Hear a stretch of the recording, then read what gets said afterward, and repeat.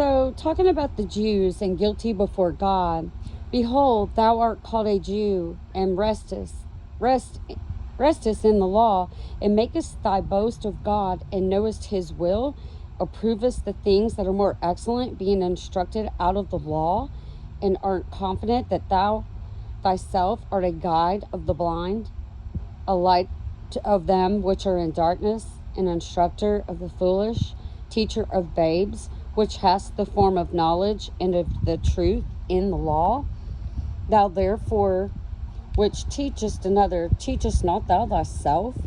Thou that preachest a man should not steal, dost thou steal? Thou sayest a man should not commit adultery, dost thou commit adultery?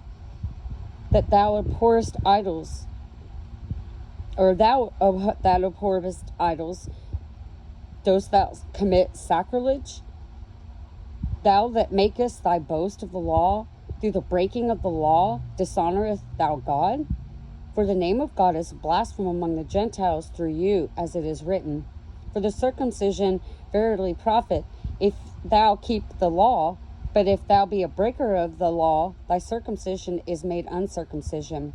Therefore, if the uncircumcision keep the righteousness of the law, shall not his uncircumcision be counted for circumcision? And thou shalt not uncircumcision, which is by nature, if it fulfill the law, judge thee. Who by the letter and circumcision dost transgress the law? For he is not a Jew which is outwardly, neither is that circumcision which is outward in the flesh, but he is a Jew which is one inwardly, and circumcision is that of the heart, in the spirit, and not in the letter, whose praise is not of men, but of God. And chapter 3, it's very short. What advantage hath the Jew, or what profit is there of circumcision? Much every way, chiefly because unto them that were committed the oracles of God. What if some did not believe? Shall their unbelief make the faith of God without effect? God forbid. Yea, let God be true, but every man a liar. It is written, thou mightest be justified in thy sayings, and mightest overcome when thou art judged. But if our unrighteousness commend the righteousness of God, what shall we say? Is God unrighteous who taketh vengeance? I speak as a man, God forbid. For then, how shall God judge the world? For if the truth of God had more abound through my lie unto his glory, why yet am I also judged as a sinner? And not rather, as we be slanderously reported, and as some affirm what we say. Let us do evil, that good may come, whose damnation is just. So you have to think,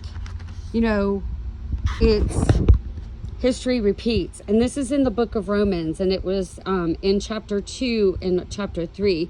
But I did the Jews guilty before God. But it's actually in chapter 2, it's called God's Principles of Judgment. So you have to think, circumcision of the heart, sacrifice of self, putting other people before yourself, and stop being selfish. Just look at the world.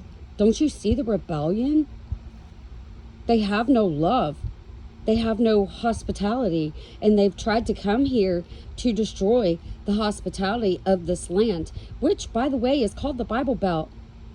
And the last time I checked, the Father uses a belt for instruction.